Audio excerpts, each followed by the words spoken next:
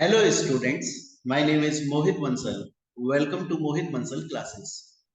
Students, आज हम start करने वाले हैं CMA फाइनल का एक बहुत ही इम्पोर्टेंट सब्जेक्ट, जिस सब्जेक्ट का नाम है बच्चों strategic performance management and business valuation.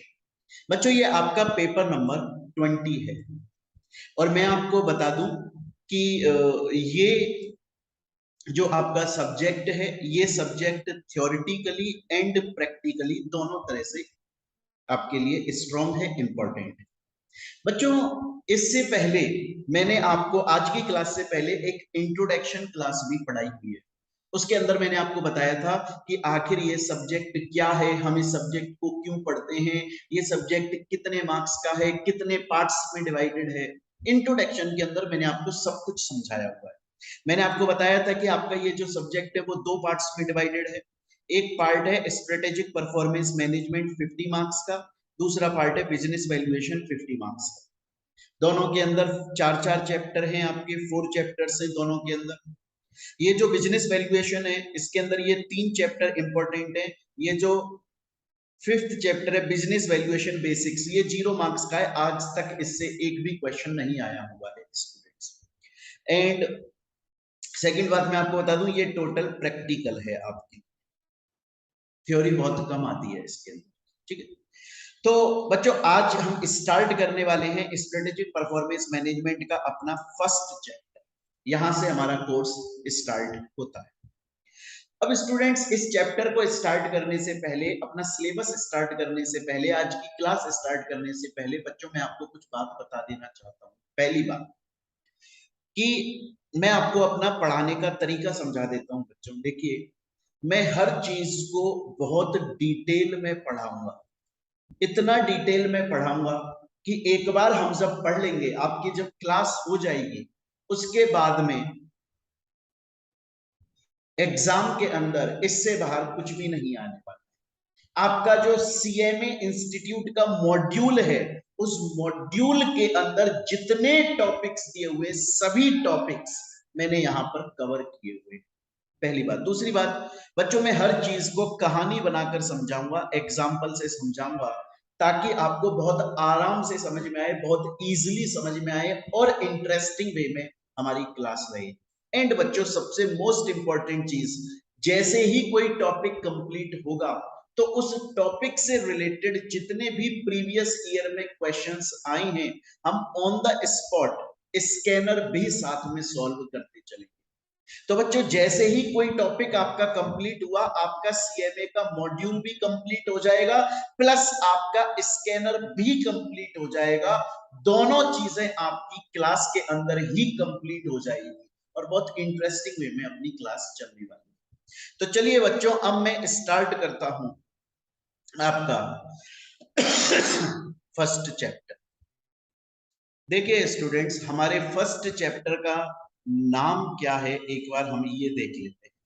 हमारे फर्स्ट चैप्टर का नाम है conceptual framework of performance management.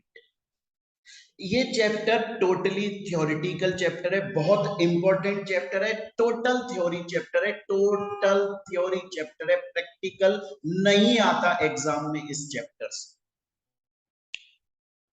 इस चैप्टर के अंदर बच्चों हमें पढ़ना है कि आखिर परफॉर्मेंस मैनेजमेंट क्या होता है, परफॉर्मेंस मैनेजमेंट के कंपोनेंट्स क्या होते हैं, ये परफॉर्मेंस मैनेजमेंट आखिर क्यों किसी कंपनी के लिए बहुत जरूरी, बहुत इंपॉर्टेंट होता है। क्या परफॉर्मेंस मैनेजमेंट और बाकी जो टर्म्स है, performance appraisal and all other, क्या वो सेम होती है कि अलग होती है। बच्चों, आप एक बार चैप्टर का नाम दोबारा से और बड़े आराम से पढ़िएगा स्टूडेंट्स। इसमें बताया गया है कंसेप्चुअल फ्रेमवर्क, मतलब परफॉर्मेंस मैनेजमेंट से रिलेटेड कंपनी के अंदर जो लोग काम कर रहे हैं, कंपनी के अंदर जो एम्प्लॉइज काम कर रहे हैं, उनकी परफॉर्मेंस को मैनेज करना, उनको बताना कि आखिर कंपनी में उन्हें क्या काम करना है, कैसे काम करना है, उनके ऊपर सर्विलेंस रखना, उनके ऊपर निगरानी रखना, चेक करना क्या वो सही से काम कर रहे हैं। अगर वो सही से काम कर रहे हैं तो इस बात का उनको रिवॉर्ड देना, उनको इनाम देना। अगर वो सही से काम नहीं कर रहे हैं तो इस बात के लिए उनके ऊपर पेनल्टीज लगाना। ये सब कुछ हम इस चैप्टर के अंदर पढ़ने वाले हैं। बहुत ही इजी, इंटरेस्टिंग, इंपॉर्टेंट चैप्टर है, टोटल थ्योरेटिकल चैप्टर है। चलिए तो बच्चे अब हम स्टार्ट करते हैं। अभी तक मैंने आपको इंट्रोडक्शन दी। अब देखिए स्टूडेंट, सबसे पहला क्वेश्चन ये आता है कि सर आखिर परफॉर्मेंस मैनेजमेंट का मीनिंग क्या होता है। तो बच्चों, परफॉर्मेंस मैनेजमेंट आखिर होता क्या है, ये समझाने के लिए, ताकि आपको समझ में आए ना आखिर हम चैप्टर में क्या पढ़ेंगे, क्यों पढ़ेंगे, एक आपके समरी क्लिक हो जाएगी आपके माइंड में। तो परफॉर्मेंस मैनेजमेंट क्या होता है बच्चों, ये समझाने के लिए स्टूडेंट्स मैं आपको एक प्यारी सी कहानी सुनाना चाहूंगा। आप उस कहानी, उस एग्जाम्पल को ध्यान से सुनिए बच्चों। 2 मिनट में सब कुछ समझ में आपको आ जाए। देखिए बच्चों, ये है सोडी भाई और इनका एक खुद दुकान है, शोरूम है, जिसका नाम है सोडी गैराज। आप इसको कंपनी मान लीजिए कि ये इनकी कंपनी है और उस कंपनी का नाम है सोडी गैराज। ठीक है बच्चों, और ये है जेठालाल जी, इनकी भी एक कंपनी है गड़ा इलेक्ट्रॉनिक्स के नाम से, ये भी बिजनेसमैन आदमी है। अब सोडी एंड जेठालाल भाई, इन दोनों के बीच में बात हो रही है। वो बात आपको सुननी है, आपको बहुत आराम से समझ में आएगा आखिर परफॉर्मेंस मैनेजमेंट क्या होता है। सोडी भाई बोले, यार जेठा भाई, मैं चाहता हूं कि मेरा जो गैराज है, मतलब मेरी जो कंपनी है, उसके अंदर जो लोग काम कर रहे हैं, जो मेरे एम्प्लॉइज हैं, जो लड़के मेरे यहाँ पर काम कर रहे हैं, यार वो एकदम मन लगाकर काम करें, एकदम अच्छे से काम करें, एकदम बढ़िया से काम करें और परफेक्ट काम करें मेरी कंपनी के अंदर। सोडी भाई बोले जेठा भाई से कि जेठा भाई, मैं चाहता हूं कि मेरी जो कंपनी है सोडी गैराज कंपनी, उसके अंदर जो एम्प्लॉइज काम कर रहे हैं, उसके अंदर जो लड़के काम कर रहे हैं, उसके अंदर जो लोग काम कर रहे हैं, वो एकदम बढ़िया काम करें, बहुत ही अच्छे से काम करें, बहुत ही परफेक्टली काम करें, पूरा मन लगाकर काम करें। पर ये होगा कैसे? कैसे होगा कि कंपनी के एम्प्लॉइज मेरे सोडी गैराज कंपनी में बहुत अच्छे से काम करें? क्या करूं मैं ऐसा? तो जेठा भाई बोले कि सोडी, तू अपनी कंपनी में, मतलब अपने गैरेज में परफॉर्मेंस मैनेजमेंट सिस्टम को अप्लाई कर दे। जेठा भाई बोले कि सोडी, अगर तू चाहता है कि तेरी कंपनी के एम्प्लॉइज मन लगाकर काम करें, अच्छे से काम करें, तेरे लिए फायदे के लिए काम करें, अपना पूरा डेडिकेशन से काम करें, तो एक काम कर ले, अपनी कंपनी के अंदर, अपने गैराज के अंदर परफॉर्मेंस मैनेजमेंट सिस्टम को अप्लाई कर दे। अगर तूने परफॉर्मेंस मैनेजमेंट सिस्टम अपनी कंपनी में अप्लाई कर दिया ना सोडी भाई, तो तेरे ऑब्जेक्टिव फुलफिल हो जाएंगे, तेरे कंपनी के एम्प्लॉइज बढ़िया से काम करने लग जाएंगे। सोडी बोला कि जेठा भाई, ये परफॉर्मेंस मैनेजमेंट क्या होता है? आप बोल रहे हो कि अगर मेरे को मेरी कंपनी बहुत अच्छे से चलानी है, मेरे को मेरी कंपनी बहुत बढ़िया से चलानी है, मेरे को मेरी कंपनी अपने कॉम्पिटिटर से आगे निकालनी है, अगर मेरे को प्रॉफिट में जाना है, मेरे को मेरी सेल्स नेट प्रॉफिट बढ़ानी है, मेरे को मेरी कंपनी की गुडविल और इमेज बढ़ानी है, तो मैं अपनी कंपनी के अंदर परफॉर्मेंस मैनेजमेंट सिस्टम अप्लाई कर दूं। आखिर जेठा भाई, ये परफॉर्मेंस मैनेजमेंट सिस्टम होता क्या है? जेठा भाई बोले, अब बड़े ध्यान से सुनिएगा बच्चों। जेठा भाई बोले, ये परफॉर्मेंस मैनेजमेंट सिस्टम एक प्रोसेस होता है। ये परफॉर्मेंस मैनेजमेंट सिस्टम एक प्रोसेस होता है और ये कंटिन्यू प्रोसेस होता है। ऐसा नहीं है कि तुमने आज कंपनी के अंदर इस प्रोसेस को अप्लाई किया, थोड़े दिन बाद में खत्म कर दिया। ना जी ना, जिस दिन तुम्हारी कंपनी बनी उस दिन से उस कंपनी में परफॉर्मेंस मैनेजमेंट सिस्टम प्रोसेस को लागू कर दो, अप्लाई कर दो। कब तक? जब तक तुम्हारी कंपनी चल रही है तब तक। ये कंटिन्यू प्रोसेस है, ये लगातार प्रोसेस है, ये प्रोसेस कभी खत्म नहीं होगा, ये प्रोसेस कभी रुकेगा नहीं। तो जेठा भाई बता रहे हैं सोडी को कि परफॉर्मेंस मैनेजमेंट सिस्टम एक प्रोसेस होता है, एक कंटिन्यू प्रोसेस होता है, एक लगातार चलने वाला प्रोसेस होता है। और इस प्रोसेस के अंदर जो एम्प्लॉयर होता है, मतलब तू, मतलब खुद कंपनी, इस प्रोसेस में होता क्या है आखिर, जो एम्प्लॉयर होता है मतलब सोडी, मतलब वो कंपनी अपनी कंपनी के एम्प्लॉइज को, जो कंपनी के अंदर काम कर रहे हैं, उनको उनकी ड्यूटी देता है, बताता है कि आखिर तुम्हें कंपनी में क्या काम करना है, उसके अलावा बताता है कि कैसे काम करना। जेठा भाई बता रहे हैं कि सोडी देख, परफॉर्मेंस मैनेजमेंट सिस्टम में एक्चुअली क्या होता है कि जो कंपनी का एम्प्लॉयर होता है ना, जो कंपनी का मेन आदमी होता है, वो अपने एम्प्लॉइज जो उसके अंडर में काम कर रहे हैं उनको बताता है कि कंपनी में तुम्हारा क्या काम है, उनको ड्यूटी असाइन करी जाती है कि तुम्हें ये काम करना है कंपनी में और ये काम ऐसे करना है कंपनी में।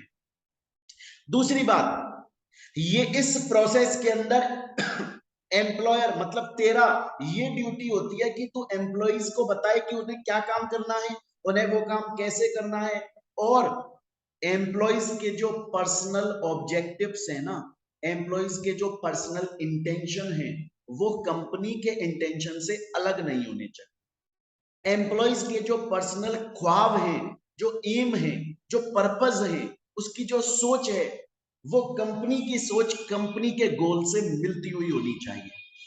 मतलब तुझको अपने एम्प्लॉइज को ये समझाना पड़ेगा कि तुम सिर्फ कंपनी में नौकरी करने के लिए मत आओ कि बस तुम सुबह 9 बजे आ रहे हो 5 बजे चले जा रहे हो, इस वजह से मत आओ, तुम्हें ये काम करना है और ये अपने दिमाग में फिट कर लो।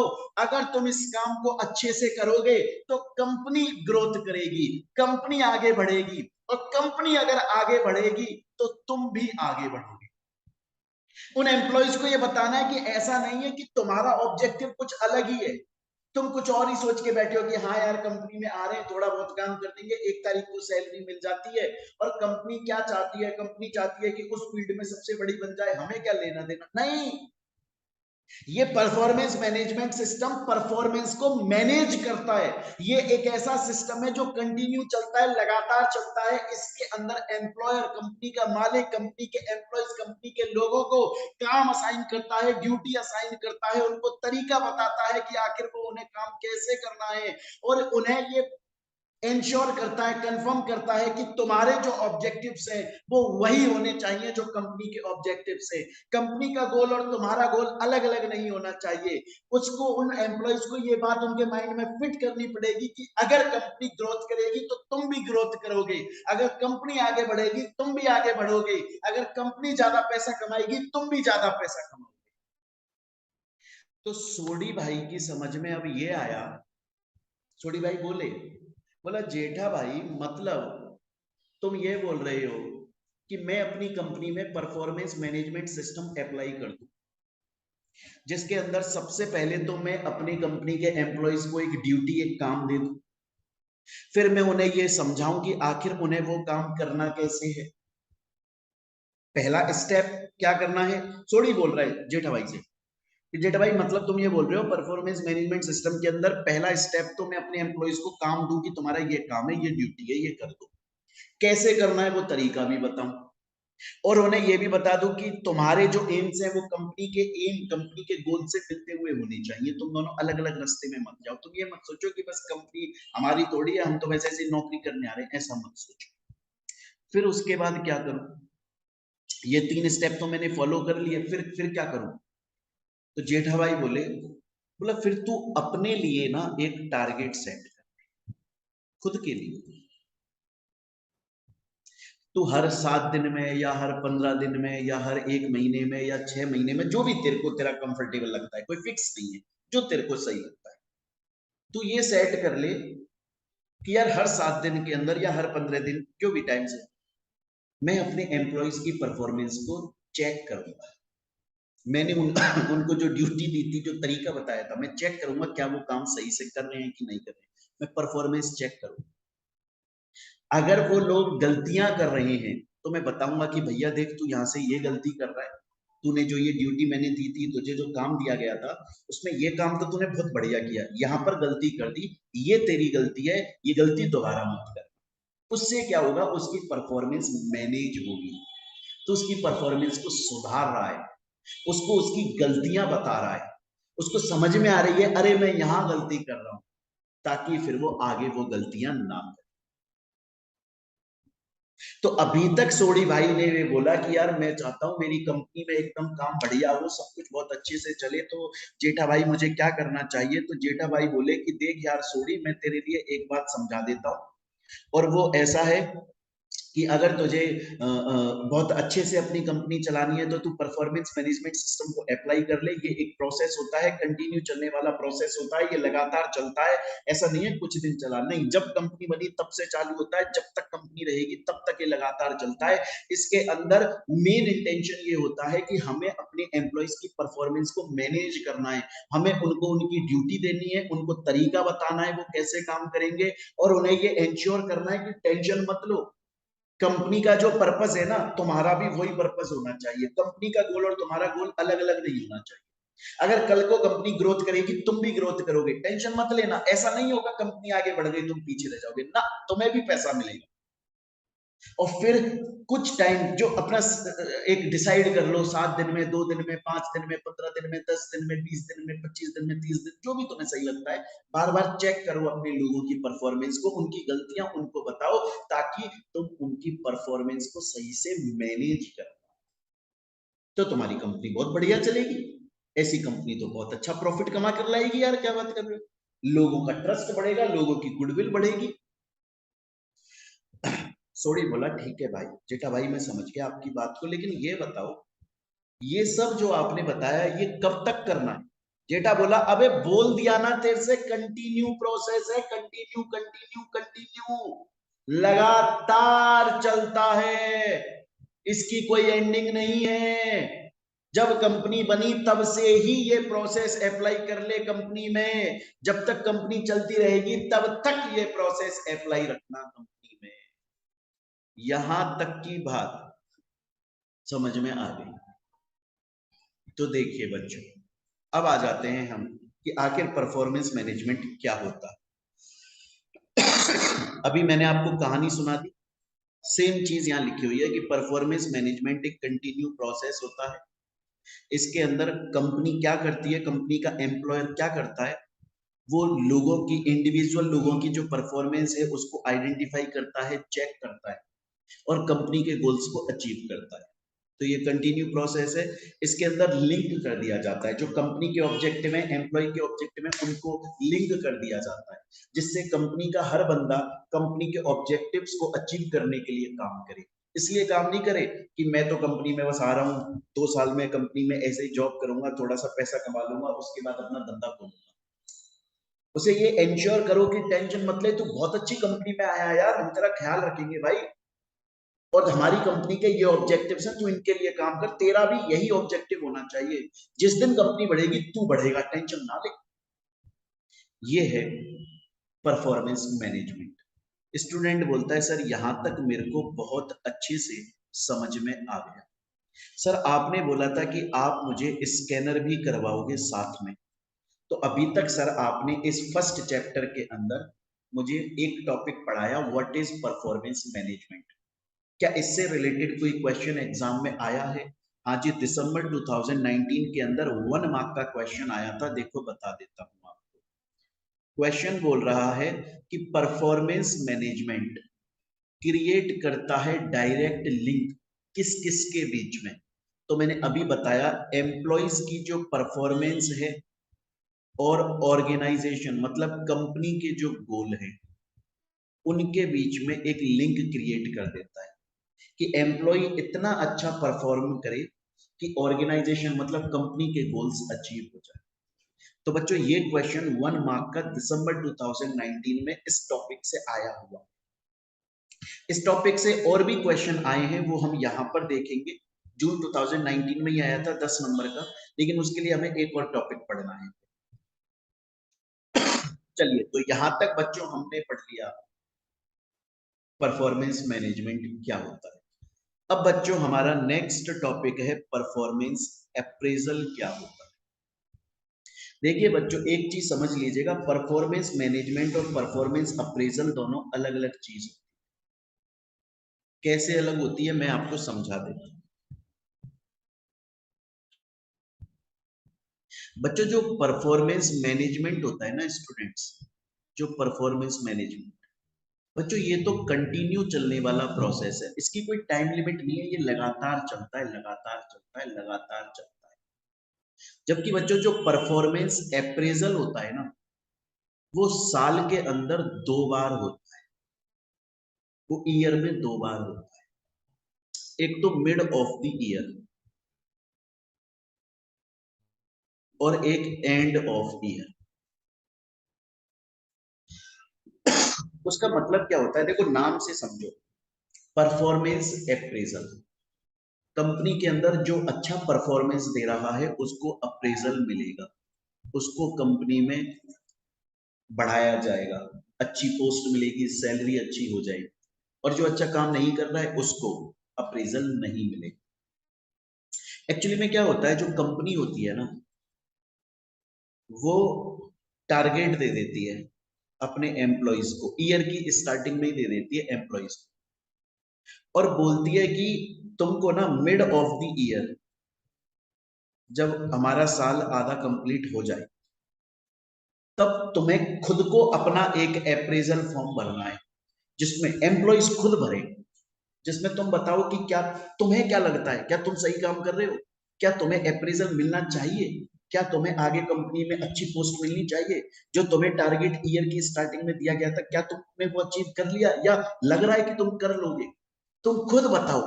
वो अपनी तरफ से सेल्फ रेटिंग देंगे अपने लिए एम्प्लॉइज, और फिर ईयर एंड हो जाने पर एम्प्लॉयर चेक करेगा और फिर एम्प्लॉयर अप्रेजल देगा। तो परफॉर्मेंस मैनेजमेंट कंटिन्यू प्रोसेस है। परफॉर्मेंस अप्रेजल का मेन इंटेंशन ये कंटिन्यू नहीं है, ये साल में सिर्फ 2 बार हो रहा है। और परफॉर्मेंस मैनेजमेंट जो हमने पढ़ा, उसका इंटेंशन क्या है, उसका पर्पस क्या है, कि लोगों की परफॉर्मेंस को सुधारना। जबकि परफॉर्मेंस अप्रेजल जो है वो एक रिवॉर्ड है, एक इनाम है। समझो, आज अगर मैं अपने एम्प्लॉयज की परफॉर्मेंस को सुधारना चाहता हूं तो मैं परफॉर्मेंस मैनेजमेंट सिस्टम पे जाऊंगा। अगर अच्छा काम करने वाले को मैं इनाम देना चाहता हूं तो मैं परफॉर्मेंस अप्रेजल पर जाऊंगा। दोनों अलग अलग चीज है। जैसे एग्जाम्पल के तौर पर देखिए, यहां पर आपको बताता हूं, जैसे जेठा भाई है, जेठा भाई बागा से बोल रहे हैं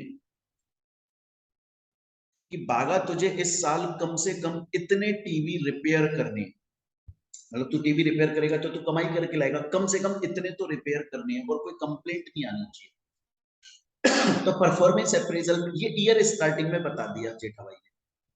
अब मैंने बोला परफॉर्मेंस अप्रेजल ईयर में 2 बार होता है, mid of the year and and of the year. Mid of the year जो है वो खुद एम्प्लॉय करता है, एंड ऑफ द ईयर में एम्प्लॉयर करता है, वो फाइनल होता है। मिड ऑफ द ईयर में ना, ये बागा खुद फाइल करेगा कि इसको क्या लग रहा है, क्या इसने टारगेट अचीव किया या कर लेगा, क्या इसको अप्रेजल मिलना चाहिए, इसकी खुद की सोच क्या है खुद के लिए। और फिर ईयर एंड होने पर तो ये, अगर इसने अच्छा काम किया है तो अप्रेजल मिलेगा ही मिलेगा। क्लियर है। देखो यहां पर भी ये बात लिखी हुई है स्टूडेंट्स, परफॉर्मेंस अप्रेजल और परफॉर्मेंस मैनेजमेंट अलग अलग चीज है। परफॉर्मेंस अप्रेजल जो है, उसमें जो एम्प्लॉय की परफॉर्मेंस है उसको ओवर टाइम, मतलब साल में 2 बार अप्रेजल दिया जाता है, उसको उसका रिवॉर्ड दिया जाता है, आगे बढ़ाया जाता है। इसके बीच में डिफरेंसेस भी होते हैं, समझिए। परफॉर्मेंस अप्रेजल टॉप डाउन है। टॉप डाउन का मतलब क्या होता है कि जो ऊपर वाला बंदा बैठा हुआ है वो नीचे वाले बंदे को इनाम दे देता है। जबकि ये जॉइंट प्रोसेस है, इसमें एम्प्लॉयर बोलता है कि देखो मैं अकेला मेरे ऑब्जेक्टिव को अचीव नहीं कर सकता, तुमको मेरे साथ में मिलकर काम करना पड़ेगा, तुमको अपने ऑब्जेक्टिव कंपनी के ऑब्जेक्टिव से सिमिलर करने होंगे, हम दोनों मिलकर काम करेंगे तभी हम आगे बढ़ पाएंगे। ये परफॉर्मेंस मैनेजमेंट है। यहाँ पर दोनों बराबरी पर काम कर रहे हैं, टॉप लेवल और जो बाकी एम्प्लॉयर और एम्प्लॉय दोनों मिलकर काम करें। वहां परफॉर्मेंस अप्रेजल में एम्प्लॉयर एम्प्लॉय को टॉप डाउन है कि हाँ मुझे लगा तो मैं तुझे अप्रेजल दे दूंगा, नहीं तो नहीं। ये एनुअली होता है, मतलब साल में 2 बार होता है, ये कंटिन्यू प्रोसेस है। इसमें रेटिंग्स दी जाती हैं, इसमें रेटिंग नहीं दी जाती, बल्कि इसमें उनकी परफॉर्मेंस को सुधारा जाता है। इसका मेन इंटेंशन होता है अच्छे से अच्छा काम कर पाना। ये मोनोलिथिक सिस्टम है, ये फिक्स है सिस्टम, क्या ऐसे ही काम चलेगा, हम तो अगर ऐसा काम करा तो अप्रेजल मिलेगा, नहीं करा तो नहीं मिलेगा, खत्म। ये फ्लेक्सिबल प्रोसेस है कि यार कैसे भी करके तुम्हें कंपनी की परफॉर्मेंस अच्छी करनी है। अगर मान लो आज मार्केट में सिचुएशन चेंज हो गई तो उसके हिसाब से अपना प्रोसेस थोड़ा सा चेंज करो, लेकिन इंटेंशन होना चाहिए कंपनी का फायदा। तो बच्चे याद रखिएगा, हमने अभी तक दो टॉपिक पढ़े। एक मैंने आपको पढ़ाया परफॉर्मेंस मैनेजमेंट। परफॉर्मेंस मैनेजमेंट एक कंटिन्यू प्रोसेस होता है, लगातार चलने वाला प्रोसेस होता है। इसके अंदर एम्प्लॉयर अपने एम्प्लॉय को ड्यूटी देता है, तरीका समझा देता है, उसके जो गोल्स हैं वो कंपनी के गोल से लिंक कर देता है, और उसके बाद में उसकी परफॉर्मेंस चेक करी जाती है, और जो गलतियां होती हैं वो सुधारी जाती है। परफॉर्मेंस अप्रेजल के अंदर रिवॉर्ड दिया जाता है उस एम्प्लॉय को जो बहुत अच्छा काम कर रहा है। ये साल में 2 बार होता है, mid of the year and and of the year. Mid of the year में खुद एम्प्लॉय अपनी सेल्फ रेटिंग क्लेम करता है, खुद अपने लिए अप्रेजल फॉर्म भरता है, और एंड ऑफ द ईयर में एम्प्लॉयर को अगर लगता है तो वो अप्रेजल दे देता है, अदरवाइज नहीं देता। डिफरेंसेस इनके बीच में यहां पर मैं आपको समझा चुका हूं। देखिए एग्जाम में क्वेश्चन भी आया है बच्चों, दिसंबर 2019 के अंदर क्वेश्चन आया, performance management and performance appraisal क्या ये सिनेमसली, मतलब क्या सिनेनिम है, क्या ये एक दूसरे के पर्यायवाची हैं? जी नहीं, इनमें डिफरेंस है ना। हम इस एग्रीमेंट को सपोर्ट नहीं करते, हम इस एग्रीमेंट से सही नहीं है। तो आपको ये पहले परफॉर्मेंस मैनेजमेंट समझाना होगा, परफॉर्मेंस अप्रेजल समझाना होगा, उसके बाद में ये डिफरेंस लिख के आना पड़ेगा। 10 मार्क का क्वेश्चन। तो बच्चों यहां तक की आपकी बात समझ में आ चुकी है। तो देखिए टॉपिक के साथ में हम स्कैनर जरूर सॉल्व करेंगे। अब एक और क्वेश्चन आया हुआ है दिसंबर 2019 में ही, 10 मार्क का क्वेश्चन है, पर ये टॉपिक अभी मैं पढ़ाऊंगा, अभी मैंने पढ़ाया नहीं।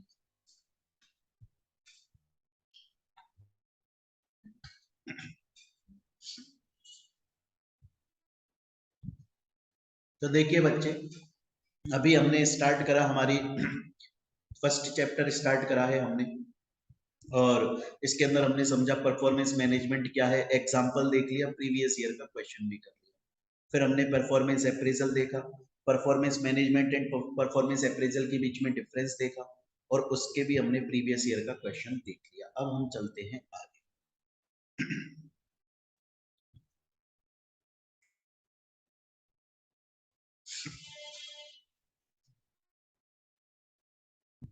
आपने ना बच्चा, अब जो मैं टॉपिक बताने वाला हूं वो बहुत पढ़ा है, आपको खुद को आता है।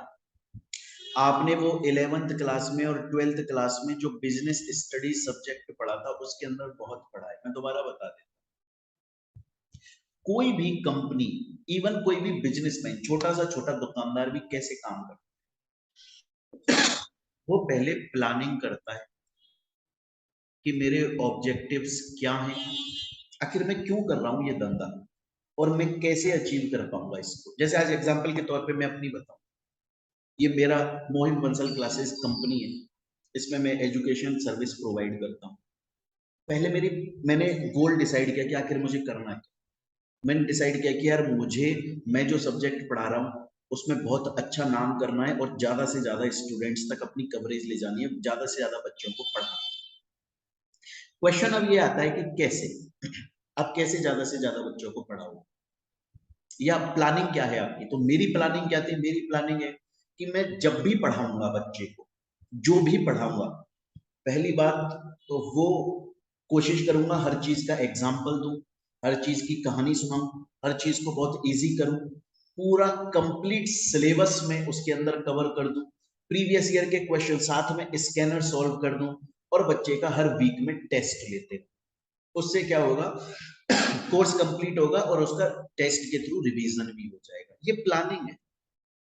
तो पहले हर बिजनेसमैन पहले प्लानिंग करता है आखिर वो कैसे काम करेगा, और फिर उसको वो इम्प्लीमेंट करता है, मतलब उसको एक्ट करता है कि चलो ऐसा कर दो। तो सबसे पहले मैंने सोचा कि यार मैं कैसे काम करूंगा, ऐसे करूंगा, तो फिर मैं वो काम करना स्टार्ट हो गया, मैंने उसे एग्जीक्यूट किया, मैंने उसे इम्प्लीमेंट किया, मैंने उसे लागू किया, मतलब मैंने उसको एक्शन में लेकर आ गया, एक्ट कर दिया। फिर मैं उसे मॉनिटर करता हूं, मतलब मैं उसे रिव्यू करता हूं, मतलब मैं चेक करता हूं कि यार जो मैंने सोचा था और इम्प्लीमेंट किया, क्या वैसा हो रहा है, क्या सच में वैसा चल रहा है, क्या कहीं पर कोई कमी है, क्या कहीं पर कोई गलती है, वो मुझे सुधार लेनी चाहिए, मैं मॉनिटर रिव्यू करूंगा और उसके बाद में क्या होगा कि मैं उसे करेक्ट कर दूंगा, मैं करेक्टिव मेजर्स ले लूंगा कि यार ये गलतियां हैं, इनको सुधार लेंगे और आगे से ये गलतियां नहीं होंगी। ये बिजनेस का साइकिल है बच्चों, और हर धंधे में ऐसा होता है, चाहे छोटा है और चाहे से टाटा अंबानियों का बिजनेस। इसको हम परफॉर्मेंस मैनेजमेंट साइकिल के नाम से भी जानते हैं dear students. Performance management cycle अगर बाई चांस 1 मार्क में आ जाता है, 1 मार्क में ये क्वेश्चन आ सकता है, आज तक आया नहीं है, आ सकता है कि परफॉर्मेंस मैनेजमेंट साइकिल का मतलब क्या होता है। तो आप बोलिएगा पहला होता है फर्स्ट नंबर प्लानिंग, फिर उसको इम्प्लीमेंट कर देना, फिर उसकी मॉनिटरिंग करना और रिव्यू करना, चेक करना वो काम सही से हो रहा है कि नहीं। क्लियर है बच्चों? तो यहां तक बच्चों हमने 3 टॉपिक पढ़े। एक टॉपिक हमने पढ़ा परफॉर्मेंस मैनेजमेंट क्या होता है बच्चों, दूसरा टॉपिक हमने पढ़ा कि परफॉर्मेंस अप्रेजल क्या होता है और उनके बीच के डिफरेंस, और बच्चों हमने थर्ड पढ़ा परफॉर्मेंस मैनेजमेंट साइकिल क्या होता है। अब हम चलते हैं बच्चों नेक्स्ट टॉपिक पर, जो कि मोस्ट इंपॉर्टेंट टॉपिक है। इससे रिलेटेड देखिए जून 2019 में 10 नंबर का क्वेश्चन आया है कि परफॉर्मेंस मैनेजमेंट के कंपोनेंट्स समझा, डायरेक्ट क्वेश्चन आया हुआ है बच्चों, बहुत ही इजी है। और आप ये समझ लीजिए कि अगर आपको ये परफॉर्मेंस मैनेजमेंट साइकिल समझ में आ गया तो ये कंपोनेंट्स भी समझ में आ गए। सबसे पहला काम मैंने बताया, जब भी कोई बिजनेस कर रहे हो तो सबसे पहले प्लानिंग करो कि आपको क्या परफॉर्म करना है, कैसे परफॉर्म करना है, क्यों कर रहे हो, जिससे कि आप प्लानिंग कर लोगे तो ऑब्जेक्टिव्स डिफाइन हो जाएंगे। आज आप कोई भी काम करो स्टूडेंट, अगर आप बिना प्लानिंग के काम कर रहे हो, आपने सोचा ही नहीं है कि ये काम क्यों कर रहे हो, तो बस आप जिंदगी भर उसमें घिसते पिटते रहना, थोड़ा बहुत पैसा कमा लेना अपनी लाइफ चलाने के लिए। लेकिन आप जब प्रॉपर प्लानिंग करके वो काम करोगे ना, तो आपको पता होगा कि आखिर मैं ये काम क्यों कर रहा हूँ, मेरा एम क्या है, मेरा पर्पस क्या है, मेरे ऑब्जेक्टिव्स क्या है, मुझे कहां तक पहुंचना है, और फिर उसी रास्ते पर चलोगे। अगर कोई प्लानिंग नहीं है तो बस करते रहो जैसे पूरी दुनिया कर रही है, आप भी करते। तो हर बिजनेस के अंदर प्लानिंग होना जरूरी है। तो परफॉर्मेंस मैनेजमेंट का पहला कंपोनेंट है प्लानिंग करना। नेक्स्ट है अप्रेजल, जो अच्छा काम कर रहा है उसे अप्रेज कर, उसे रिवॉर्ड इनाम दो। जो बेकार काम कर रहा है उसको बोलो कि तुम बेकार काम कर रहे हो। पर ईमानदार अप्रेजल होना चाहिए, ऑनेस्ट अप्रेजल होना चाहिए। अप्रेजल ऐसा नहीं होना चाहिए कि बस किसी को खुश करने के लिए करे जा रहे हो, नहीं। और अप्रेजल में मैंने बता दिया 2 तरह का होता है, मिड ऑफ द ईयर और फाइनल रेटिंग प्रोवाइड की जाती है। तो 2 हो गए, पहला प्लानिंग करना, दूसरा अप्रेजल देना। क्लियर है ये चीज? नेक्स्ट आ जाता है फीडबैक दो, उसकी काउंसलिंग करो। जैसे आज मैंने प्लानिंग करी, फिर मैंने लोगों को काम दिया, जिसने काम अच्छा किया उसको अप्रेजल दिया, फिर मैं उनको फीडबैक भी दूंगा। यार देखो तुम्हारा ये काम था, तुमने इतना काम सही किया, बाकी का काम तुमने सही नहीं किया, यहाँ पर तुम्हारी गलती है, ये गलती सुधारो और खुद को अच्छा डेवलप करो। अगर तुम नहीं सुधारोगे तो फिर ये गलती जिंदगी भर तुम्हारी रह जाएगी। और सब कुछ ऑनेस्ट होना चाहिए, ऐसा नहीं कि यार मेरे एम्प्लॉय को बुरा ना लग जाए कि यार मैं उसकी गलतियां निकाल रहा हूँ। अरे हम उसे डेवलप कर रहे हैं, हम उसे बता रहे हैं कि बच्चे तुम्हारी क्या गलती है, तुम ये सही करो यार। तो 3 कंपोनेंट पढ़े, पहला प्लानिंग करना, दूसरा appraisal and reward, and third है फीडबैक देना, पर्सनल काउंसलिंग करना, समझाना कि यार तुम ये गलती कर रहे हो, ये मत करो भाई। इसके बाद में अच्छी परफॉर्मेंस को रिवॉर्ड देना, वो दोबारा रिपीटेड है। एंड इम्प्रूवमेंट प्लान्स बताना कि तुमने ये सब कुछ अच्छा किया, इतनी सी गलती करी है, इस पे ये काम करो, ये सुधार आएगा। तो बच्चों देखो ये क्वेश्चन डायरेक्टली 10 मार्क्स का आया हुआ है, ये मैंने आपको बताया। तो अभी तक हमने 4 टॉपिक पढ़े बच्चों आज के चैप्टर में, आज की क्लास में। पहला टॉपिक हमने पढ़ा व्हाट इज परफॉर्मेंस मैनेजमेंट। ये एक कंटिन्यू प्रोसेस है, लगातार चलने वाला प्रोसेस होता है। जब कंपनी बनती है तब से स्टार्ट होता है, जब तक कंपनी चलती है तब तक चलता रहता है। इसके अंदर एम्प्लॉयर एम्प्लॉइज को पहले उनकी ड्यूटी बताता है, काम करने का तरीका बताता है, उनके गोल्स को कंपनी के गोल से लिंक कर देता है, और फिर उनके परफॉर्मेंस को time to time review check किया जाता है। देन उसके बाद में परफॉर्मेंस अप्रेजल, ये साल में 2 बार होता है, mid of the year, and of the year. Mid of the year में खुद एम्प्लॉय अपने को रेटिंग देता है, एंड ऑफ द ईयर में फाइनली एम्प्लॉयर बता देता है। परफॉर्मेंस मैनेजमेंट, परफॉर्मेंस अप्रेजल दोनों अलग अलग चीज। देन उसके बाद में परफॉर्मेंस मैनेजमेंट साइकिल का मतलब होता है पहले प्लानिंग करो, फिर उस प्लानिंग पे एक्शन ले लो, एक्ट करो, फिर मॉनिटर करो, रिव्यू करो। एंड देन उसके बाद में कंपोनेंट्स हमने 5 पढ़ लिए। पहला पढ़ लिया प्लानिंग कर लो, दूसरा हमने पढ़ लिया अप्रेजल एंड रिवॉर्ड, थर्ड हमने पढ़ लिया फीडबैक दो, पर्सनल काउंसलिंग करो, देन जो अच्छा काम कर रहा है उसको रिवॉर्ड दो और नए नए इंप्रूवमेंट प्लान्स बनाओ। बच्चों यहां तक हम लोगों ने 4 टॉपिक पढ़ लिए हैं। उससे रिलेटेड प्रीवियस ईयर में जितने भी क्वेश्चंस आए हैं हमने वो सभी क्वेश्चंस हाथ की हाथ सॉल्व कर लिए। अब हम चलते हैं बच्चों हमारे नेक्स्ट टॉपिक पर।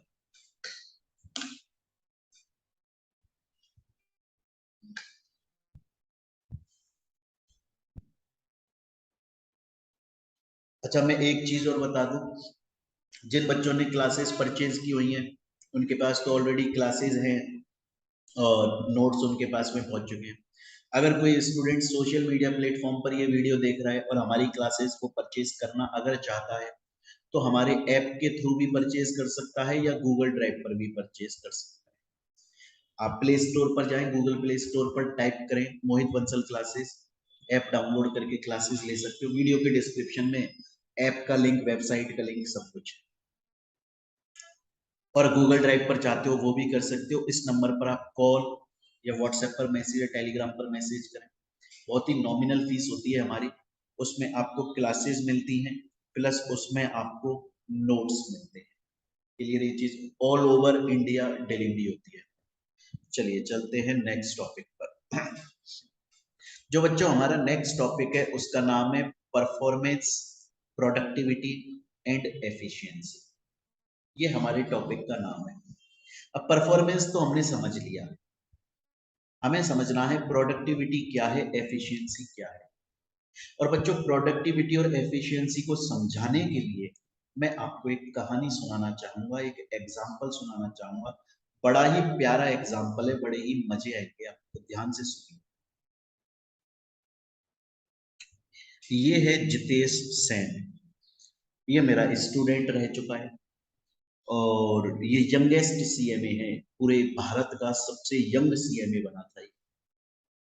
जब ये एग्जाम देना, इसका एग्जाम करीब आए थे, तब ये मेरे पास में आया और मुझसे बोला कि Mohit sir, CMA final law, मैं लॉ सब्जेक्ट में पढ़ाता हूँ सबको पता है, कि Mohit sir CMA final law subject में जो कंपनी लॉ वाला पार्ट है, क्या मैं उसके सभी चैप्टर्स पढ़ लूं सही से, सभी चैप्टर्स। तो मैंने इसको बोला देख यार जितेश, अगर तू कंपनी लॉ के, कंपनी लॉ में 11 चैप्टर, अगर तू सभी चैप्टर्स पढ़ेगा ना तो अपना बहुत सारा टाइम मतलब इनपुट दे देगा। लेकिन उन सभी चैप्टर से एग्जाम में क्वेश्चंस नहीं आते, तो तेरे को जो रिजल्ट मिलेगा, जो आउटपुट मिलेगा, वो सही नहीं मिलेगा। तो तू प्रोडक्टिव काम नहीं कर रहा है, तू वो काम नहीं कर रहा है जो तेरे लिए फायदेमंद है। इससे बढ़िया तू प्रोडक्टिव काम, तू क्या कर, तू कंपनी लॉ में से सबसे पहले 2 या 3 चैप्टर पढ़, इंपॉर्टेंट चैप्टर है ये चैप्टर पढ़। उसके अलावा तू इंसॉल्वेंसी बैंक्रप्सी कोड पढ़ ले, कॉर्पोरेट गवर्नेंस पढ़ ले, सार्फेसाई एक्ट पढ़ ले। बस ये पढ़ जा तू, आईवीसी, कॉर्पोरेट गवर्नेंस, सार्फेसी और कंपनी लॉ के कुछ चैप्टर, पूरे लॉ में ये पढ़ जा। इनमें से सिर्फ ये 5-6 चैप्टर अगर तू पढ़कर चला जाएगा तो 100 मार्क्स के पेपर में से कम 50 से 60 मार्क्स का पेपर इन 6 चैप्टर्स में से आएगा। तो तूने जो इनपुट दिया, जो अपना टाइम लगाया इन 6 चैप्टर को पढ़ने में, उनसे तेरे को कितना अच्छा आउटपुट मिलेगा, कितना अच्छा रिजल्ट मिलेगा, ये तेरे लिए प्रोडक्टिव होगा। ना कि तू पूरा अपना टाइम खराब कर दे कंपनी लॉ के सभी चैप्टर्स पढ़ने में और क्वेश्चन सिर्फ 1-2 चैप्टर से आ रहे हैं, तो तेरे लिए जो आउटपुट, जो रिजल्ट निकल के आया वो फायदेमंद नहीं। तो जितेश को समझ में आया कि प्रोडक्टिविटी का मतलब होता है कि मैंने जो इनपुट लगाया, मतलब मैंने जो रॉ मटेरियल लगाया या मैंने जो मेहनत लगाई अपनी, उससे ज्यादा मुझे रिजल्ट मिल जाए, उससे ज्यादा आउटपुट मिल जाए। कितना ज्यादा उसकी लिमिट नहीं, थोड़ा ज्यादा, बहुत ज्यादा, उसका कोई मतलब। प्रोडक्टिव का काम होता है आप जो मेहनत कर रहे हो, आप जो अपना इनपुट लगा रहे हो, उसके बराबर, इनपुट के बराबर या उससे ज्यादा आपको रिजल्ट। याद रखिएगा, मैं दोबारा बोल रहा हूं, प्रोडक्टिविटी के अंदर क्या होता है, आपने जितनी मेहनत करी, आपने जितना इनपुट लगाया, उसके बराबर या उससे ज्यादा आपको आउटपुट मिल जाए, तो आप प्रोडक्टिव काम कर रहे हो, आप ठीक काम कर रहे हो, ठीक काम कर रहे हो, ठीक। क्लियर? लेकिन मेरे से फिर जितेश ने बोला, बोला सर लास्ट टेस्ट में मेरे नंबर्स ज्यादा नहीं आए थे, क्या मैं स्टडी मटेरियल चेंज करूं क्या? मैंने बोला जितेश, स्टडी मटेरियल चेंज नहीं करना, तेरे नंबर ज्यादा इसलिए नहीं आए क्योंकि तू एफिशिएंट नहीं था, तू एफिशिएंट नहीं था। बोला सर ये एफिशिएंट क्या होता है? मैंने कहा सुन, एफिशिएंट का मतलब क्या होता है? एफिशिएंट का मतलब होता है कि तुम जो इनपुट लगा रहे हो, मतलब तुम जो मेहनत कर रहे हो, तुम जो अपना रॉ मटेरियल लगा रहे हो, उससे तुम मैक्सिमम आउटपुट निकाल के ला रहे हो।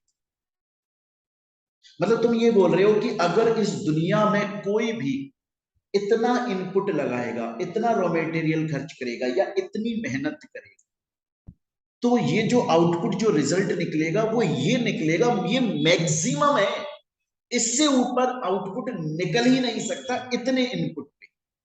ये जो इनपुट मैंने लगाया है, ये जो मैंने मेहनत करी है, अगर इतनी कोई भी करेगा तो जो मैक्सिमम आउटपुट है वो ये, उसे एफिशिएंसी बोलते हैं। और प्रोडक्टिविटी और एफिशिएंसी में यही डिफरेंस है।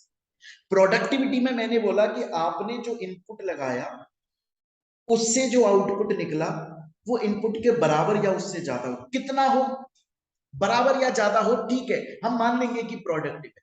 मतलब जितनी मेहनत आपने करी, उसके बराबर या उससे थोड़ा ज्यादा रिजल्ट आ जाए, प्रोडक्टिव काम कर रहे हो, ठीक ठीक काम कर रहे हो, ठीक ठीक।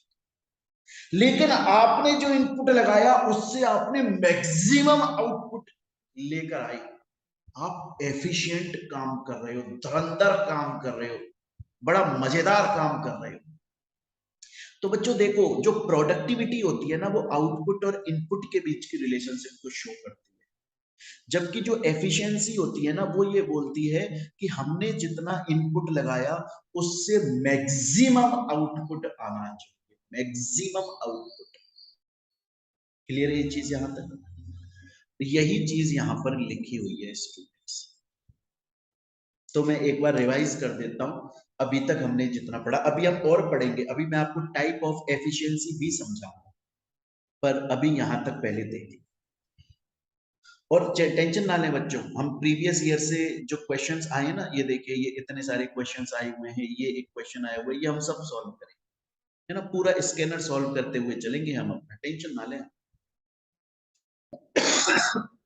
अभी तक हमने क्या पढ़ा?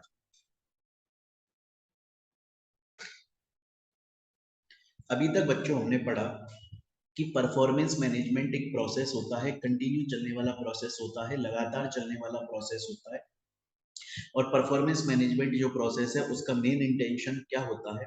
परफॉर्मेंस मैनेजमेंट प्रोसेस का मेन इंटेंशन होता है कि जो एम्प्लॉयर है वो एम्प्लॉय को उनकी ड्यूटी बता दे, तरीका बता दे, उनके ऑब्जेक्टिव को कंपनी के ऑब्जेक्टिव से लिंक कर दे, और चेक करे टाइम टू टाइम, गलतियां सुधारे, उनकी परफॉर्मेंस को मैनेज करे। परफॉर्मेंस अप्रेजल अलग है, उसमें क्या होता है, एम्प्लॉयर एम्प्लॉय को अप्रेजल, रिवॉर्ड देता है अगर अच्छा काम कर रहा है। ये दो टाइम होता है, मिड ऑफ द ईयर और end of the year. Then उसके बाद में मैंने आपको बताया बिजनेस परफॉर्मेंस मैनेजमेंट साइकिल, जिसमें पहले प्लानिंग करो, देन एक्ट करो, then monitoring, then review, and then components भी हमने पढ़ लिए थे 5। उसके बाद अलावा मैंने आपको प्रोडक्टिविटी एंड एफिशिएंसी समझाया। प्रोडक्टिविटी के अंदर मैंने आपको समझाया ये इनपुट और आउटपुट के बीच का रिलेशनशिप होती है, जितना आपने इनपुट लगाया उसके बराबर या उससे ज्यादा आउटपुट आ जाए तो ठीक है। इसमें वॉल्यूम नहीं बताया जाता कि इतना आना जरूरी है आउटपुट, जो बस जो मेहनत करी है उसके बराबर या उससे ज्यादा। लेकिन एफिशिएंसी बोलती है जो इनपुट आपने लगाया, उतने इनपुट पे आप मैक्सिमम आउटपुट गेन कर रहे हो, इससे ऊपर कोई गेन नहीं कर सकता, तो आप एफिशिएंट हो, आप एफिशिएंटली काम कर रहे हो, आपकी कंपनी एफिशिएंटली काम कर रही है। अब बच्चों देखो, ये जो एफिशिएंसी है ना, ये दो टाइप की होती है। जो हमारी एफिशिएंसी है ना बच्चों, एफिशिएंसी ये दो टाइप की होती है। एक होती है टेक्निकल एफिशिएंसी और एक होती है एलोकेटिव एफिशिएंसी। दो टाइप की एफिशिएंसी होती है बच्चों, एक होती है टेक्निकल एफिशिएंसी और एक होती है एलोकेटिव एफिशिएंसी। लेकिन स्टूडेंट्स, मैं आपको इन्हें उल्टे तरीके से पढ़ाऊंगा, आपको और बेहतर तरीके से समझ में आएगी। मैं आपको भी ये नहीं समझाऊंगा कि टेक्निकल एफिशिएंसी और एलोकेटिव एफिशिएंसी क्या होती है, मैं इन एफिशिएंसी समझाऊंगा कि टेक्निकल इनएफिशिएंसी और एलोकेटिव इनएफिशिएंसी क्या होती है। तो बाय डिफॉल्ट आपको एफिशिएंसी समझ में आ जाए। एक एग्जांपल सुनते हैं। देखिए, ये है कोको कोला कंपनी और ये कोल्ड ड्रिंक बनाती है, आपको पता है। अब बच्चे, कोल्ड ड्रिंक जो ये बेवरेज होता है, इसको बनाने में बहुत सारी चीजें यूज होती हैं। हम तीन ले रहे हैं अपने एग्जांपल में। एक है वाटर, पानी का यूज आता है। एक बच्चों शुगर का यूज आता है और एक बच्चे मशीन का यूज आता है। सपोज कीजिए, सपोज कीजिए कि कोको कोला कंपनी के पास में सभी इनपुट्स अवेलेबल हैं। मतलब पानी भी अवेलेबल है, शुगर भी अवेलेबल है, मशीन भी अवेलेबल है, लेकिन फिर भी ये कोको कोला कंपनी, मतलब इनपुट्स पूरे अवेलेबल है, फिर भी ये कोको कोला कंपनी अपने डिजायर्ड आउटपुट को अचीव नहीं कर पा रही है। तो वो टेक्निकली इनएफिशिएंट है। इसका मतलब क्या है? इसका मतलब ये है कि आपके पास में सब कुछ है, लेकिन आपको टेक्निक नहीं पता कि यार इसे हम यूज कैसे करें, इससे हम मैक्सिमम आउटपुट कैसे निकालें। तो आप टेक्निकली इनएफिशिएंट। तो इसको टेक्निकल एफिशिएंट में कैसे बोलेंगे हम डेफिनेशन में? कि अगर एक कंपनी के पास में सभी इनपुट्स अवेलेबल हैं, प्लस वो उन इनपुट्स को यूज लेकर मैक्सिमम आउटपुट निकाल पा रही है, तो फिर वो टेक्निकली एफिशिएंट है। जो मैंने आपको एफिशिएंसी की डेफिनेशन पढ़ाई ना, उसे टेक्निकल एफिशिएंसी ही बोलते हैं। इसीलिए देखो, मैंने ये लिखा हुआ है, इस टाइप की एफिशिएंसी को टेक्निकल एफिशिएंसी। और ध्यान से सुनिए, अगर कोई कंपनी कोई प्रोडक्ट बनाती है, उस प्रोडक्ट को बनाने के लिए जितनी चीजें चाहिए वो सब है, वो सब है उसके पास में, कंपनी के पास में वो सब प्रोडक्ट्स हैं जितनी चाहिए उसको बनाने के लिए, प्रोडक्ट को बनाने के लिए वो सब इनपुट्स अवेलेबल है, और उससे वो मैक्सिमम आउटपुट निकाल पा रही है, वो टेक्निकली एफिशिएंट है।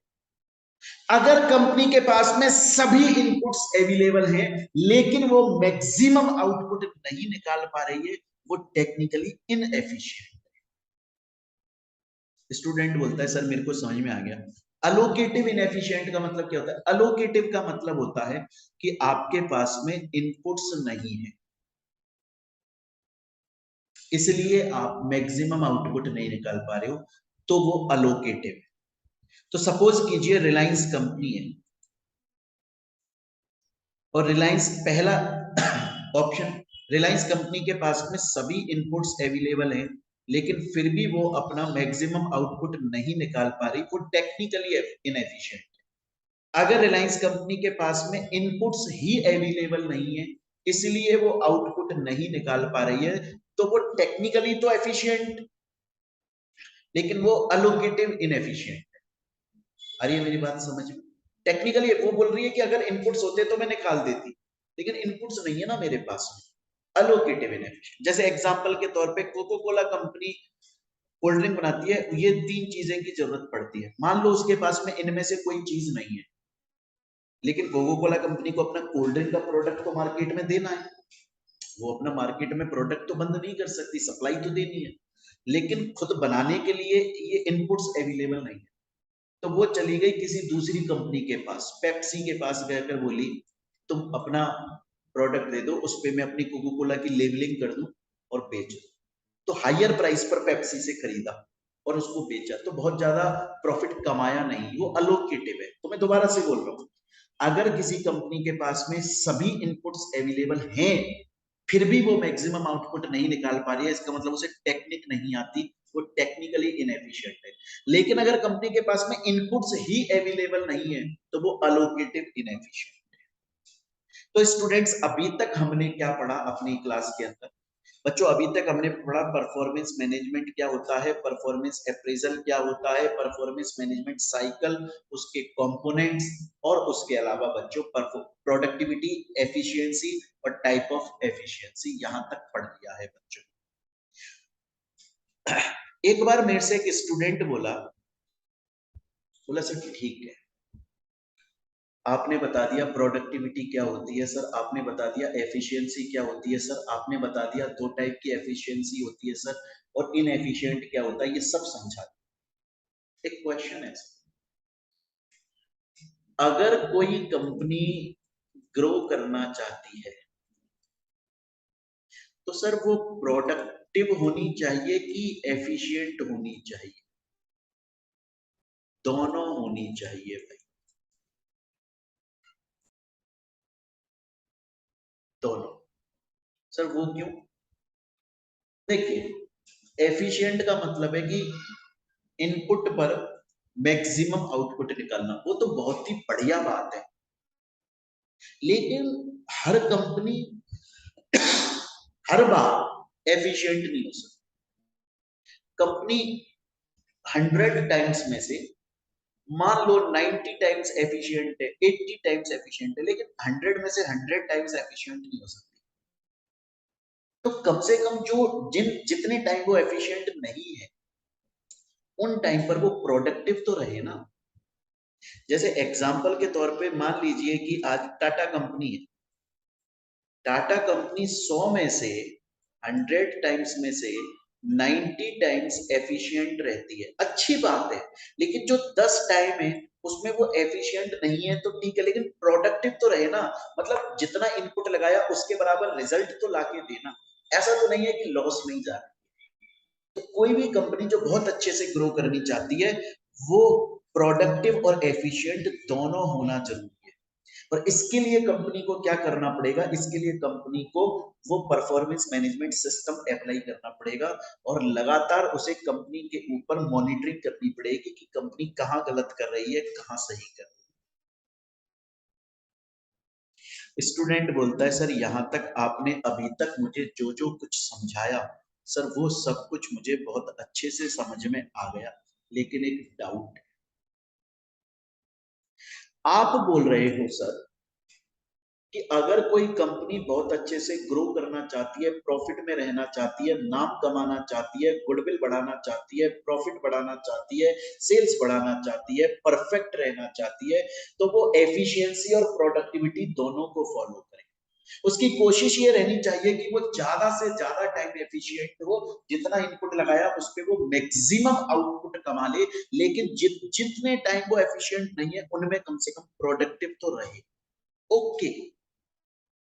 और इस बात को एंश्योर करने के लिए कि कंपनी एफिशिएंट है, कंपनी प्रोडक्टिव है, इस बात को कंफर्म करने के लिए, इस बात को एंश्योर करने के लिए वो कंपनी क्या करेगी? वो कंपनी मेजर करेगी, वो कंपनी एक चेक करेगी, वो कंपनी ना मॉनिटरिंग रिव्यू करती रहेगी अपने अंदर कि भैया टाइम टू टाइम हर 7 दिन में या हर 15 दिन में या हर 20, 25, 30 जो भी नजर रखो कि कंपनी के अंदर हम सही से काम तो कर रहे हैं ना, हम अपने ऑब्जेक्टिव्स तो पूरे कर रहे हैं ना, हम एफिशिएंट और प्रोडक्टिव हैं कि नहीं। स्टूडेंट बोला सर मैं यहां तक समझ गया यार आपकी बात को, लेकिन एक बात बताओ सर, आप बोल रहे हो कि कंपनी के अंदर एफिशिएंसी और प्रोडक्टिविटी को मेजर करो, कैसे? कैसे? सर अगर कोई कंपनी सिंगल प्रोडक्ट बनाती है, ओनली सिंगल प्रोडक्ट बनाती है, तो उसके लिए सिंगल इनपुट यूज में लेती है, उसको मेजर करना तो हमारे लिए इजी है। लेकिन अगर कोई कंपनी बहुत सारे प्रोडक्ट्स बनाती है जिनके लिए बहुत सारे इनपुट्स यूज में लिए जाते हैं, सर उसको मेजर करना इजी नहीं होता। अगर कोई कंपनी एक सिंगल प्रोडक्ट बना रही है, सिंगल इनपुट यूज कर रही है, उसकी प्रोडक्टिविटी को, उसकी एफिशिएंसी को मेजर करना इजी होता है, क्योंकि वो एक ही प्रोडक्ट बना रही है यार, और ज्यादातर टाइम वो उसी तरह का प्रोसेस यूज करती होगी, तो मेजर कर लो। लेकिन अगर कोई मल्टीनेशनल कंपनी है, कोई बहुत सारे प्रोडक्ट बनाती है यार, बहुत सारे प्रोडक्ट बनाती है, बहुत सारे इनपुट यूज करती है, बहुत सारे अलग अलग प्रोसेस यूज करती है। हर प्रोडक्ट को बनाने का अलग अलग प्रोसेस होता है यार। उसकी एफिशिएंसी और प्रोडक्टिविटी को मेजर करना इतना आसान काम नहीं होता। और सर, अगर कोई कंपनी बहुत सारे प्रोडक्ट बनाती है तो बहुत सारे इनपुट यूज कर रही है, बहुत सारे अलग अलग प्रोसेस यूज कर रही है। हम उसको मेजर अगर करें तो उसके लिए हमें बहुत सारे अलग अलग मेथड्स यूज करने पड़ते हैं। बहुत सारे मेथड्स होते हैं जिनमें से हमें बेस्ट मेथड देखना पड़ता है कि आखिर कौन सा बेस्ट मेथड है जिसके थ्रू हम कंपनी की एफिशिएंसी या प्रोडक्टिविटी को मेजर करें। बच्चों, ये इस टॉपिक से क्वेश्चन एग्जाम में आया नहीं है, बट आपको समझ में आना चाहिए। अगर एग्जाम में आ जाए कि कोई भी कंपनी अगर ग्रो करना चाहती है तो वो किसको फॉलो करे, एफिशिएंसी या प्रोडक्टिविटी, आप लिखोगे दोनों। क्यों? मैंने बताया, कंपनी जितने ज्यादा टाइम एफिशिएंट है बहुत बेहतर है, लेकिन जब वो एफिशिएंट नहीं है एटलीस्ट वो प्रोडक्टिव। अगर कोई कंपनी सिंगल प्रोडक्ट बनाती है तो इनपुट भी कम यूज होता है, उसको उस कंपनी की प्रोडक्टिविटी एफिशिएंसी मेजर करना इजी है। लेकिन कोई कंपनी बहुत सारे प्रोडक्ट बनाती है तो उसकी एफिशिएंसी को मेजर करना थोड़ा सा हार्ड होता है। क्लियर है स्टूडेंट्स? यहां तक की बात आपको समझ में आ गई होगी। देखिए, इससे रिलेटेड एग्जाम के अंदर क्वेश्चन भी आया हुआ है दिसंबर 2019 में। 1 मार्क का क्वेश्चन बच्चों आपको यहाँ देखने को मिल रहा है कि अगर प्रोडक्टिविटी जो है किसी ऑर्गेनाइजेशन की, प्रोडक्टिव ग्रोथ, अगर वो उसके कॉम्पिटिटर से ज्यादा है, अगर किसी ऑर्गेनाइजेशन की प्रोडक्टिव ग्रोथ उसके कॉम्पिटिटर से ज्यादा है तो उसके लिए वो अच्छा है, वो उसके लिए एफिशिएंट है, बेहतर। तो इसका आंसर था फर्स्ट वाला, हायर देन। क्लियर? तो बच्चों, यहां तक हम लोग आज की क्लास में पढ़ चुके हैं। हम लोग ये पढ़ चुके हैं कि परफॉर्मेंस मैनेजमेंट क्या होता है, परफॉर्मेंस अप्रेजल क्या होता है, परफॉर्मेंस मैनेजमेंट साइकिल हमने पढ़ ली, कंपोनेंट्स पढ़ लिए, प्रोडक्टिविटी एफिशिएंसी क्या है, उनके बीच के डिफरेंसेस हमने पढ़ लिए। और बच्चों, अभी तक हमने जितने टॉपिक पढ़े आज की क्लास में उनसे रिलेटेड हमने प्रीवियस ईयर के क्वेश्चंस भी साथ में सॉल्व कर। अब बच्चों, हम अपनी नेक्स्ट क्लास के अंदर इसको आगे कंटिन्यू करें। मैं दोबारा बोल देता हूं, जिन स्टूडेंट्स ने हमारी क्लास परचेज की हुई है उनके पास में तो क्लास है ऑलरेडी, कोई दिक्कत नहीं है, नोट्स भी उनके पास में पहुंच चुके हैं। अगर कोई सोशल मीडिया प्लेटफॉर्म पर देख रहा है और वो हमारी क्लासेस लेना चाहता है तो वो हमारे ऐप के थ्रू भी हमारी क्लासेस को ले सकता है या गूगल ड्राइव पर भी ले सकता है। ये जो नंबर आपको स्क्रीन पर दिखाई दे रहा है, इस पर आप कॉल, मैसेज या व्हाट्सएप, टेलीग्राम कर सकते हो। बहुत हमारे कंप्लीट सिलेबस मिलता है, साथ में स्कैनर सॉल्व होता है, उसके अलावा नोट्स डिलीवर होते हैं all over India, hard copy soft copy दोनों। चलिए बच्चों, मिलते हैं हम अपनी नेक्स्ट क्लास के अंदर। Thank you student.